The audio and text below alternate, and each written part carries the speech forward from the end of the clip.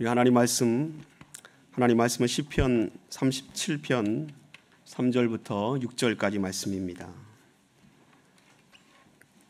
구약성경 828페이지 시편 37편 3절부터 6절까지 우리 다 같이 함께 읽도록 하겠습니다. 우리 같이 읽습니다. 시작. 여호와를 의뢰하고 선을 행하라. 땅에 머무는 동안 그의 성실을 먹을거리로 삼을지어다. 또 여호와를 기뻐하라. 그가 내 마음의 소원을 내게 이루어 주시리로다. 내 길을 여호와께 맡기라. 그를 의지하면 그가 이루시고 내 의를 빛같이 나타내시며 내 공의를 정오의 빛같이 하시리로다. 아멘. 오늘 아침에 이렇게 서로 인사했으면 좋겠습니다. 내 옆에 누군가 앉아있지 않습니까? 여러분 옆에 누군가 앉아있고 여러분 옆에 누군가 있다는 그 사실만으로도 우리가 고마워할 수 있는 것 같습니다. 옆에 있는 분들을 향해서 주 안에서 주님 때문에 사랑합니다, 고맙습니다 하고 서로 인사할까요? 주님 때문에 사랑합니다, 고맙습니다. 예. 고맙지 않은 분은 별로 없죠. 내 옆에 누군가 있다는 것에 고맙습니다, 또 사랑합니다라고 우리가 자주 이렇게 서로에게 표현했으면 좋겠습니다. 여러분에게 한 가지 질문을 드립니다. 그 질문의 첫 내용이 인생이란 무엇인가 하는 것입니다. 인생이란 무엇인가? 여러분, 인생이란 무엇인가 너무 무겁지 않습니까? 그렇죠? 주제가. 그런데 인생이란 무엇인가? 러시아의 문호 톨스토이라는 사람이요, 15년 만에 그의 인생의 마지막 저서의 책 제목 이름이 바로 인생이란 무엇인가라는 책입니다. 그는 이 책에서요 이렇게 인생에 대해서 정의하고 있습니다. 그 책에서 수많은 사람들의 경험도 담고 있고요, 자기 인생에 대한 고찰도 담고 있습니다. 그리고 인생을 세 가지로 그가 요약하고 있는데, 첫째는 진리요, 둘째는 사랑이요, 그리고 셋째는 행복이다 라고 인생을 톨스토이가 결론 내리고 있습니다. 그렇다면 여러분에게 인생이란 무엇입니까? 예. 석인도 전사님, 그 다음 페이지 넘겨주세요. 여러분에게 인생이란 무엇입니까? 예. 유럽에 있는 젊은이들 굉장히 자유분방합니다. 어떤 서구에 있는 젊은이들보다 프랑스나 유럽이나 독일에 있는 젊은이들이 가장 자유분방합니다. 그 젊은이들에게 당신은 인생을 산다는 데 대해서 어떤 느낌을 갖습니까? 라고 물어보았습니다. 어떤 느낌을 갖습니까? 이 질문의 응답자들, 젊은이들이 60%가 삶에 대해서 두려움과 불안감을 느낀다라고 대답했습니다. 굉장히 자유분방한 그 서구의 젊은이들 가운데 60%나 두려움을 느낀다고 인생에 대한 느낌을 말하고 있습니다. 대단히 의외가 아닐 수 없습니다. 자유분방한 젊은이들도 인생에 대해서 뭔가 완전하게 만족감을 갖고 있지는 않은 것 같습니다. 인생이란 무엇인가라는 이 질문은요, 여전히 모든 사람에게 퀘스천으로 남아 있습니다. 여전히 우리에게 궁금증을, 또 여러 가지 많은 생각을 하게끔 하는 그런 도전적인 질문이 인생이란 무엇인가 하는 것입니다. 어떤 사람에게는 이 질문에 대해서, 인생에 대해서 어떤 사람은 인생이 두렵다라고 고백하기도 하고요, 어떤 사람은 후회가 된다라고 고백하기도 합니다. 또 어떤 사람은 인생에 대해서 결론 짓기를 행복하다고 결론을 내리기도 합니다. 근데 중요한 것은요, 사람마다 인생에 대한 생각이 다 다르다는 것입니다. 모든 사람이 다 동의할 수 있는 그러한 정답을 찾아내기가 어쩌면 불가능할지도 모릅니다. 다음 주가요, 1517년 10월 31일 종교개혁을 일으킨 마틴 루터, 그 종교개혁을 기념하는 종교개혁 기념주일입니다. 근데 믿음의 거장 마틴 루터도요, 종교 개혁을 일으키는 그러한 거대한 사람도 그가 하나님 앞에 깨닫기 전에는 두려움과 불안 가운데 있었던 사람이었습니다. 1505년 7월 달에 그가 성 어거스틴 수도원에 들어가서 수도사가 되기로 작정하였습니다.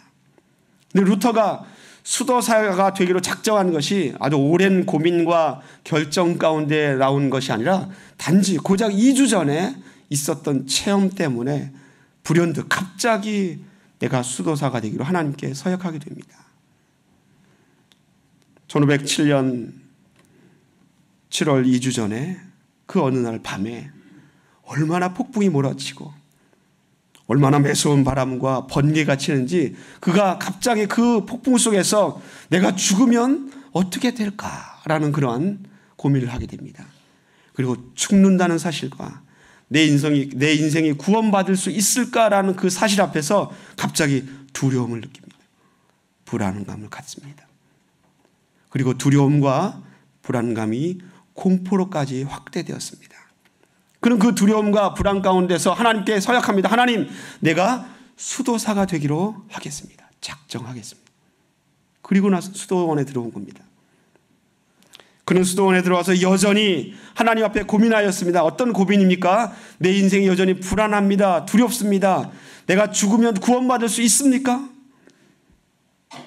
죄의식에 대해서 이 죄의식을 어떻게 덜어낼 수 있을까 하는 그 고민 속에서 하나님께 부단하게 노력합니다.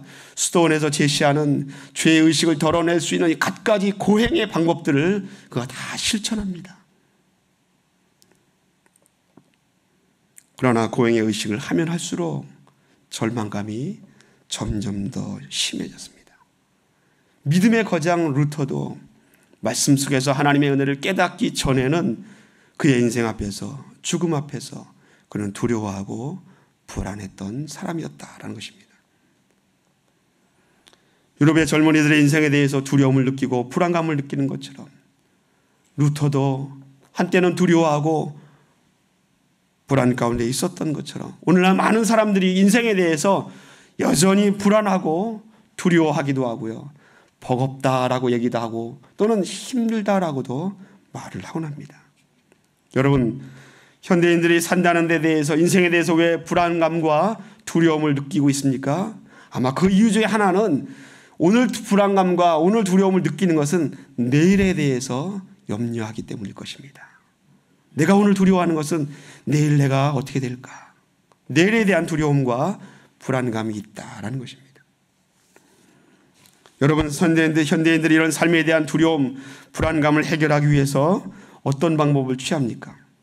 여러분들 혹시 여러분 인생에 대해서 두려움이나 불안감이 있으면 어떻게 하십니까? 많은 사람들이 어떤 사람은 남자들은 일 중독에 빠진다고 합니다. 일을 그냥 막 미친 듯이 하면 두려움과 불안감이 좀 사라지는 것입니다. 일 중독에 빠집니다. 어떤 사람은 건강과 함께 여전히 주말에는 레저 스포츠, 운동을 하러 다닙니다. 스포츠 중독에 빠집니다. 그런데 일 중독이나 또는 레저 스포츠 이 모두 다 가난한 사람들에게는 이거는 있을 수 없는 일 아닙니까? 2012년 5월 기준으로 전 세계 인구가 70억 2천만을 돌파했습니다. 근데 그 70억의 인구 가운데서 40억이 빈곤층입니다. 40억은 하루를 벌지 않으면 먹을 것이 없는 인구입니다. 그리고 40억 가운데 10억은 하루에 1달러로 목숨을 연명하는 절대 빈곤층입니다. 그 빈곤층에 있는 사람들에게 일 중독, 이거는 사치입니다. 일거리가 없기 때문에 그렇습니다. 그들에게 주말에 건강을 위해서 스포츠를 한다? 그건 있을 수 없는 일이요. 꿈도 꿔볼 수 없는 일 아닙니까? 그래서 절대 빈곤층에 있는 그 40억 인구들이 가장 많이 취하는 방법이 무엇입니까? 내가 불안하고 두려워할 때 가장 많은 취하는 방법이 바로 미신이나 샤머니즘입니다. 토속 종교입니다. 예를 들면 점쟁이를 찾아가거나 무당을 찾아가는 것입니다. 그래서 무당에게 점쟁이에게 의뢰해 봅니다. 그리고 무슨 대답이 나올까 기대하겠죠.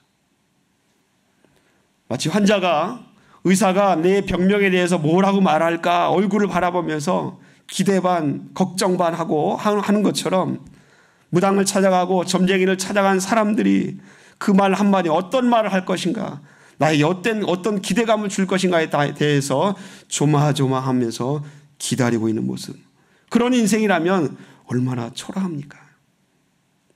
그것이 나약한 인간의 모습입니다. 근데 여러분, 교회 안에서까지 그러한 모습이 있다라는 것입니다. 교회 안에서까지. 교회 안에 점쟁이가 있거나 무당이 있는 것은 아닙니다. 그러나 어떤 사람이 점쟁이 역할을 한다고 합니다. 어떤 사람이 기도를 해보고는 기도 속에서 당신의 모든 것을 내가 압니다. 당신의 모든 염려와 걱정을 내가 압니다. 그렇게 말하는 사람이 있으면 많은 사람들이 저 사람이 예언한다더라, 신통하고 방통한다더라 하고는 그 사람에게 찾아가서 머리를 조아리고는 안수 기도해 주세요. 기도해 주세요. 내가 이사를 가려고 하는데 이사를 해도 됩니까? 물어봅니다. 내가 이런 비즈니스를 하는데 이거 해도 됩니까? 물어봅니다. 점쟁이나 무당하고 다를 바가 무엇입니까? 하나님을 믿는다고 하면서 우리가 교회를 찾아와서도 하나님을 믿습니다라고 말하면서 그런 질문을 하고 있지 않습니까? 내 비즈니스 어떻게 하죠? 내 아들이 이번에 대학을 가야 됩니까? 말아야 됩니까? 이것이 옳습니까? 잘못됐습니까? 여러분, 교회 안에서까지 왜 그런 풍조가 일어납니까? 맡기지 못해서입니다. 여전히 불안합니다. 여전히 두렵습니다. 여러분의 인생 가운데 두려움이 있고 불안감이 있다면 여러분 어떻게 하시겠습니까? 무엇을 해야 합니까? 그럴 때 여러분 꼭 기억하십시오. 한번 따라 하시기 바랍니다. 아버지께로 돌아오라. 아버지께로 돌아오라. 하나님께서 이스라엘 백성들에게 말씀하십니다. 내가 애굽 땅 종되었던 너희들을 그 땅에서 건져내었음을 기억하라. 사랑하는 성도 여러분, 하나님을 기억하십시오. 여러분에게 불안감이 여전히 있고 두려움이 여전히 있고 내일에 대한 염려와 걱정이 있다면 아버지를 기억하시기를 예수님의 이름으로 간절히 축원을 드립니다. 고민하면서 서 있는 우리의 인생을 향하여서 하나님께서는 오늘 말씀 속에 놀라운 메시지를 우리에게 던져주고 있습니다. 그 말씀을 의지하면 하나님은 불안하고 여전히 두려움 가운데 있는 우리에게 하나님께서 최고의 상담자입니다. 믿습니까? 갈 길을 모르고 방황하는 사람이 있다면 하나님은 우리에게 최고의 인도자입니다. 만약에 여러분 가운데 나 혼자 홀로 인생을 걷고 있다라고 고독감을 느끼고 있다면 말씀을 의지하는 사람에게는 하나님은 최고의 동반자입니다. 오늘 본문 말씀에 보니까 3절에 여호와를 의뢰하라라고 기록하고 있습니다. 그리고 5절에는 내 길을 여호와께 맡기라. 하나님의 말씀은 명령이면서 동시에 약속이기도 합니다. 어떻게 하면 내 여호와를 의뢰하라, 내 길을 여호와께 맡기라라는 이 말씀이 여러분에게 주신 약속이 될 수 있습니까? 여호와 하나님을 의뢰하고 우리의 길을 하나님께 맡기십시오. 하나님을 의뢰하여 여러분의 길을 하나님께 맡기는 것밖에는 없음을 여러분 기억하시기 바랍니다. 하나님을 의뢰하는 것은 하나님을 인정하는 것입니다. 믿습니까? 예. 하나님께 내 길을 맡길 수 있다는 것은요, 하나님 내 인생의 주인입니다. 하나님 내 인생의 안내자입니다. 상담자입니다. 동반자입니다. 라고 인정하는 것입니다. 잠언 3장 5절로 6절에 보니까 이렇게 말씀이 기록되어 있습니다. 너는 마음을 다하여 여호와를 의뢰하고 내 명철을 의지하지 말라. 너는 범사에 그를 인정하라. 그리하면 내 길을 지도하시리라. 성경학자 찰스 브릿지는요, 이 잠언 3장 6절 말씀이 그리스도인에게서는 북극성과 같다라고 말하였습니다. 여행길을 떠나는 여행자에게 있어서 북극성은요, 어디로 가야 할지, 어떤 방향을 내가 선택해야 할지를 알 수 있는 그런 놀라운 나침반과 같은 역할이 북극성 아닙니까?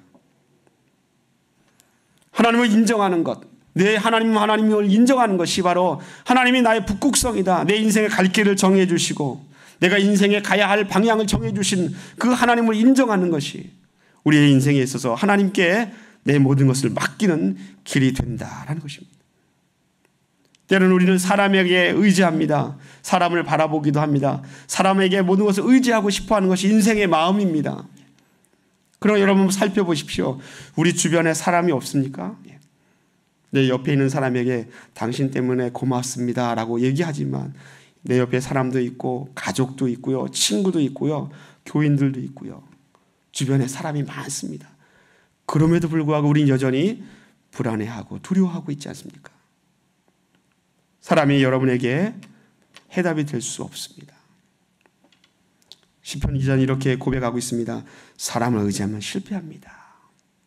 시편 118편 8절과 9절에 보니까 여호와께 피함이 사람을 신뢰함보다 나으며 여호와께 피함이 방백을 고관들을 신뢰하는 것보다 낫도다라고 기록하고 있습니다. 처음에는 우리가 사람을 믿고 의지해 봅니다. 사람을 믿고 의지하면 좋습니다. 같이 식사도 하고요, 같이 시간도 갖고요, 함께 고민도 나누어 봅니다. 그런데 사람과 사람 사이의 그 관계 속에 누가 더 이익일까, 누가 더 손해일까라는 이익과 손해의 문제가 그 안에 싹 들어오면요, 아주 이 교묘한 그 이익과 손해의 문제 때문에 그 관계가 점점점 흔들립니다. 또 거기에 경쟁이라는 관계가 들어옵니다. 저 사람이 나보다 다른 사람을 택하지 않을까라는 그 경쟁이라는 문제가 들어오면 또 사람과 사람 사이의 관계 속에 그 관계가 흔들린다라는 것입니다. 결국 사람을 의지하면 남는 것은 실망이 찾아올 수 있습니다. 상처, 투성이만 될 수도 있다라는 것입니다. 그렇기 때문에 시편 기자는 여호와께 피하는 것이 사람을 의지하는 것, 신뢰하는 것보다 낫다라고 그가 고백하고 있습니다. 사랑하는 성도 여러분, 여호와는 내 편이시라. 내가 두려워하지 아니하리니 사람이 내게 어찌할까. 여호와는 내 편이시라. 여호와께서 나를 돕는 자 중에 계시다라고 시편 기자는 고백하고 있습니다. 여러분의 인생을 여호와 하나님께 맡기시기를 예수님의 이름으로 축원을 드립니다. 여러분, 하나님께 내 인생을 맡기기를 원하는데 어떻게 해야 내가 하나님께 맡길 수 있습니까? 내가 하나님 당신을 전적으로 신뢰합니다. 하나님을 내가 전적으로 의지합니다. 이게 과연 무슨 뜻일까요? 바울은요, 로마서 1장 19절 말씀에 말씀하기를 하나님께서 이는 하나님을 알만한 것이 그들 속에 보임이라 라고 말씀하였습니다. 모든 사람이 하나님이 누구인가 깨달을 수 있는 그러한 마음을 하나님께서 우리 마음속에 주셨다라는 것입니다. 인간에게는 신을 의지하는 본성이 있습니다. 본능이 있습니다. 그래서 나보다 힘있고 나보다 능력이 있는 그분께 내 모든 것을 의지하고 싶은 생각이 있다라는 것입니다. 그런데 하나님을 의지한다는 것, 하나님을 신뢰한다고 해서 그 의지하고 신뢰하는 것이 마치 토속종교에서 샤머니즘에서 하는 것처럼 어떤 문제가 일어나면 아침에 일찍 일어나서 목욕제기 하고는요, 초를 탁 켜놓고 거기다가 냉수 하나 딱 떠놓고 손이 닳도록 비는 것이 신을 의지하고 하나님을 의지하는 것일까요? 그거는 아닐 것입니다. 어떻게 해야 하나님을 의지할 수 있습니까? 하나님을 의지하기 위해서는, 하나님을 신뢰하기 위해서는 여러분, 하나님을 알아야만 합니다. 하나님이 누구인가를 분명하게 알아야 하나님을 내가 의지할 수 있다라는 것입니다. 알지 못하면 전적으로 신뢰하거나 의지할 수 없습니다. 맡길 수 없습니다. 지난 여름에 아내와 아이들이 한국에 가는 일정이 있었습니다. 네, 한국에 한 달 반 정도 가게 되었는데요. 걱정이 생겼어요. 무슨 걱정인가 하면 집에서 키우는 강아지를 이걸 어떻게 해야 하는가 하는 것입니다. 한 달 반 동안인데요. 그런데 한 자매가 강아지를 맡아준다고 했습니다. 그 자매가 강아지를 맡아준다고 했을 때 저희 가족이 너무너무 기뻐서 아무 염려 없이 그냥 탁 맡겼습니다. 왜 그런가 하면 그 자매는 강아지를 두 마리나 키워본 경험이 있는 자매입니다. 강아지를 너무너무 잘 알고요. 정말 열렬히 사랑합니다. 그렇게 강아지를 사랑하는 사람 내가 제 인생에서 본 적이 없습니다. 사람에게 강아지 이렇게 음식을 만들어서 주잖아요. 강아지에게 사료주는 것이 아니라 강아지를 위해서 요리책이 있고요. 음식을 만들어서 강아지에게 줄 정도로 강아지를 좋아하는 사람입니다. 그러니까요. 그냥 믿고 맡깁니다.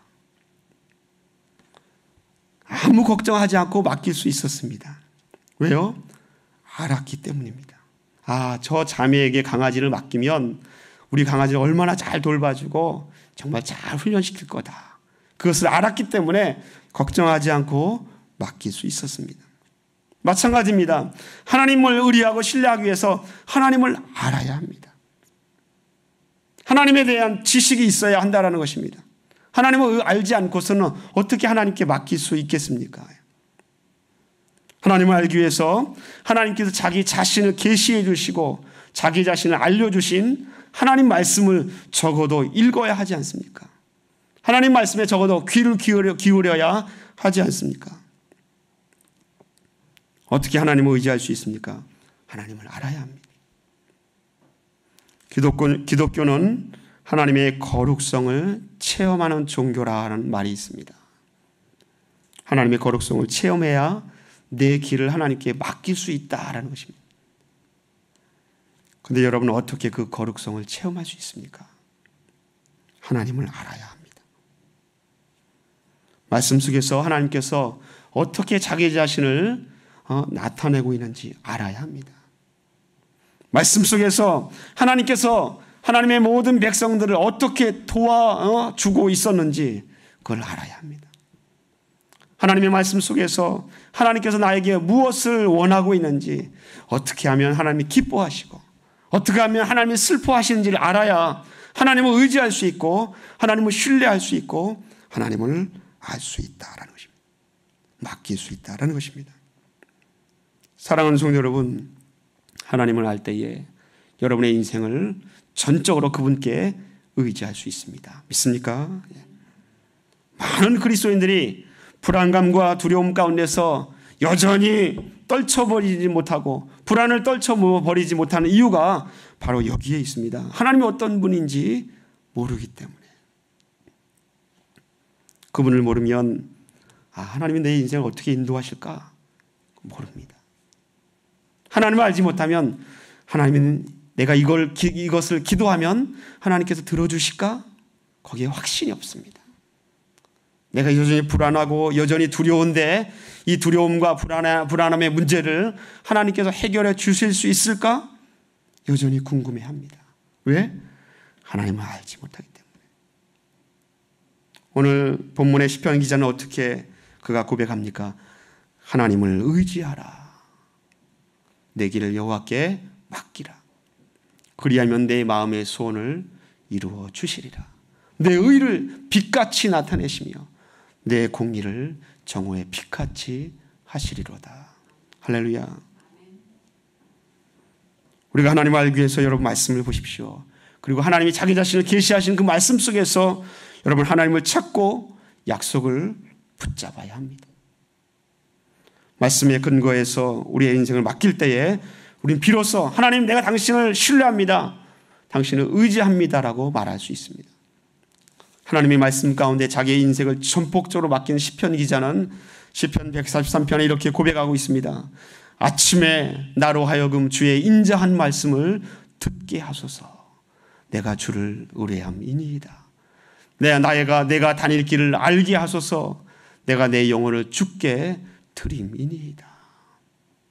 사랑하는 성도 여러분, 주의 말씀을 아침마다 가까이 했던 시편 기자는 하나님의 말씀을 듣습니다.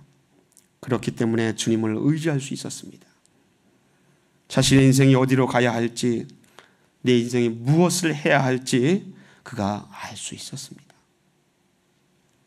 여러분, 불안감과 두려움이 있는 인생의 첫 단추를 제대로 풀려면 하나님의 말씀을 통해서 하나님을 신뢰할 수 있는 저와 여러분이 되시기를 예수님 이름으로 축원을 드립니다. 하나님을 신뢰하는 것, 하나님을 의지하는 것, 그것을 우리는 믿음이라고 부릅니다. 지난 월요일 날 부흥회가 마치고 정일홍 목사님하고 담임 목사님하고 유성원 목사님하고 골든게이트 신학교를 방문했습니다. 총장님을 만나고 돌아오는 길에 그래도 세계의 명물 아닙니까? 금문교를 관광지를 한번 갔습니다. 사진 너무 멋있지 않아요? 그렇죠? 이게 뭐 사진사가 찍은 게 아니라 세계 최고의 사진사 우리 유성애 목사님이 찍으신 겁니다. 그것도 그 핸드폰으로 찍은 사진입니다. 예. 근데 이 금문교 1937년도에 완공되었는데요. 이 금문교가 얼마나 바람이 셉니까? 얼마나 밑에 있는 물살이 빠릅니까? 그렇죠? 예. 1930년대 당시에 이 다리를 지을 때에 어느 누구도 완성할 수 없다라고 그렇게 생각했다고 합니다. 얼마나 바람이 센지, 얼마나 작업하기가 힘든지. 이 금문교가 너희 길이가요 1.7마일입니다. 다리를 지을 때에 해군에서 군함이 지나갈 수 있을 정도 높이 지어달라고 해서 높이가 물에서부터 다리 위에까지의 높이가 66m입니다. 세계에서 이 다리 밑을 지나가지 못할 배가 없다고 합니다. 근데 이 다리를 공사할 때에 다리의 설계자 스트라투스는 마음이 불안했습니다. 왜 불안했는가 하면 사람들이 너무나 높기 때문에 다리를 지을 때에 인부들이 밑을 바라보면 현기증이 일어납니다. 현기증이 일어나고는요. 그리고는 연일 매일매일 바다에 떨어져서 죽는 사람이 생겼습니다. 공사할 책임이 있는 시 당국과 또한 감독자들이 노심초사하면서 갖가지 방법을 고안했는데 방법이 없습니다. 그러다 아주 좋은 기발한 아이디어가 생각났습니다. 철사로요. 아주 그물망을 만들어서 인부들이 공사하는 다리 밑에다가 거기다가 안전 그물망을 설치하는 것입니다. 참으로 놀라운 것은 안전 그물망을 딱 설치하자마자 다리에서 떨어지는 사람이 안전 그물망에 떨어지는 사람조차 없었다라는 것입니다. 왜 그렇습니까? 안전 그물망이 뭐 마법의 힘이 있나요? 그물망 자체에 놀라운 힘이 있어서 그것이 사람으로 하여금 떨어지지 않게끔 합니까? 그것은 아니지 않습니까? 왜 그렇습니까? 일하는 노동자들이요. 그물망을 보면 내가 떨어져도 죽지 않겠구나. 믿음이 있잖아요. 신뢰감이 있지 않습니까? 내가 떨어져도 죽지 않는다는 그 믿음이요. 그 인부들로 하여금 아무리 강한 그 바람도 견딜 수 있게 합니다. 현기증이 일어나서 다리가 막 후들후들 떨리는데 그 후들후들 떨리는 그 불안감을 잔잔하게 만듭니다. 두려움을 몰아냅니다. 공포를 쫓아냈다는 것입니다. 무엇이요? 믿음이요. 마찬가지입니다. 하나님을 신뢰하고 하나님을 의지하는 것, 우리는 믿음이라고 부릅니다. 여러분, 하나님을 의지하기 위해서 믿음의 사람들이 되십시오. 근데 그 믿음이 내가 어떻게 한다고 생기는 것이 아니지 않습니까? 하나님 나에게 은혜로 선물로 주시는 것이 믿음 아닙니까? 바울은 이렇게 고백하고 있습니다. 로마서 4장 1절에 그런즉 육신으로 우리의 조상인 아브라함이 무엇을 얻었다 하리요. 만일 아브라함이 행위로서 의롭다 하심을 받았으면 자랑할 것이 있으려니와 아브라함 앞에서는 없느니라. 하나님 앞에서는 없느니라. 성경이 무엇을 말하느냐? 아브라함이 하나님을 믿음에 그것이 그에게 의로 여겨진 바 되었느니라. 할렐루야. 여러분, 하나님이 여러분에게 믿음을 가지라고 말합니다. 여러분의 인생의 길을, 여러분의 삶의 길을 하나님께 맡기기 위해서 믿음을 가지라고 말합니다. 하나님이 믿음을 가지라고 여러분에게 요구하면서 아무런 대가도 하나님이 바라지 않습니다. 아무것도 필요하지 않다. 착한 행실을 한다고 믿음이 주어진다고요? 아닙니다. 아무것도 하지 않아도 됩니다. 그냥 하나님만 보십시오. 하나님만 바라보십시오. 하나님만 의지하십시오. 그러면 두려움을 몰아냅니다. 불안감을 몰아냅니다. 내일을 염려하지 않아도 됩니다. 하나님을 전적으로 신뢰하십시오. 의리하십시오. 하나님이 여러분의 인생의 최고의 상담자요. 여러분의 인생의 인도자요, 여러분의 동반자가 되어주실 것입니다. 말씀을 뵙겠습니다. 우리가 사는 이 세대는 믿을 수 없는 세대입니다. 불안한 세대입니다. 어떤 정권도, 어떤 정책도, 아무리 좋다고 하는 것도, 심지어는 내가 경험했던 나의 경험조차 믿을 수 없는 것이 바로 이 세대입니다. 바울은 이 세대를 향하여 어떻게 권면하고 있습니까? 로마서 12장에 보니까 너희는 이 세대를 본받지 말고 오직 마음을 새롭게 함으로 변화를 받아 하나님의 선하시고 기뻐하시고 온전하신 뜻이 무엇인지를 분별하도록 하라 라고 말씀하고 있습니다. 여러분, 아무리 성공했다고 해도 어제의 성공이 오늘 실패로 끝나는 경우들을 우리는 얼마든지 볼 수 있습니다. 어제의 부귀 영화가 내일의 파멸로 인도된 예를 얼마든지 우리가 알고 있지 않습니까? 그렇다면 여러분, 이 세대를 믿을 수 없습니다. 믿을 수 있는 것은 우주를 지배하시고 여러분의 생사화복을 인도해 주시는 하나님밖에 없습니다. 참새 한 마리라도요, 하나님께서 허락하지 않으시면, 하나님의 뜻이 아니면 땅에 떨어지지 않는다라고 말씀하셨습니다. 그렇다면 여러분의 인생을 맡길 수 있는 분은 하나님밖에 없지 않습니까? 오늘 저녁에 침대에 가서 주무시면서 내일 아침에 해가 뜰까 그 걱정하시는 분은 아마 없을 겁니다. 침대에 누우면서 내일 아침에 해가 뜰까 그렇게 염려하고 걱정하면서 자는 사람은요, 아마 어리석을 것입니다. 그런데 우리 가운데 그런 바보스럽고 어리석은 짓을 우리는 여전히 하고 있습니다. 내일 아침에 해를 뜨게끔 하시는 분, 그 하나님이 내 곁에 있음을 우리가 분명히 알고 있으면서도 우리 여전히 불안해하고 여전히 두려워한다라는 것입니다.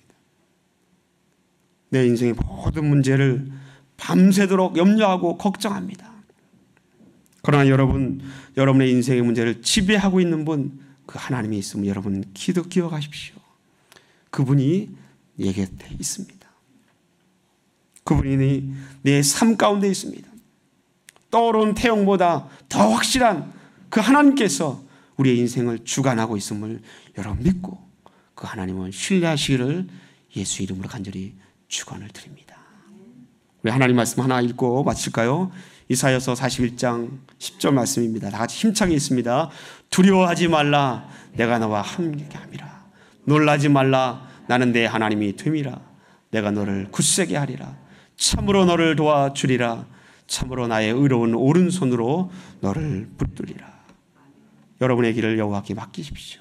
하나님께서 멈추어야 할 자리를 가르쳐 주시고 내가 나아가야 할 시기와 때를 알려주시고 여러분의 인생의 그 마지막 순간까지 여러분과 함께 하실 분이 하나님이심을 여러분 믿고 그분께 여러분의 인생을 맡기시기를 예수님 이름으로 축원을 드립니다. 기도하겠습니다. 하나님 아버지, 내 길을 여호와께 맡기라. 여호와를 인정하라. 하나님께서 내 인생의 최고의 상담자이십니다. 갈 바를 알지 못하는 우리에게 있어서 하나님은 최고의 인도자이십니다. 고독하고 홀로 있다고 느껴지는 인생을 향하여 하나님은 최고의 동반자이십니다. 사랑이 풍성하신 하나님 아버지, 우리에게 다가오셔서 우리의 인생을 주관하여 주시옵소서.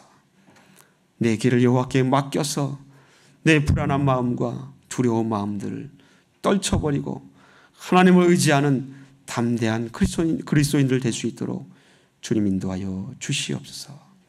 감사하며 우리를 사랑하시는 예수님의 이름으로 기도드리옵나이다. 아멘.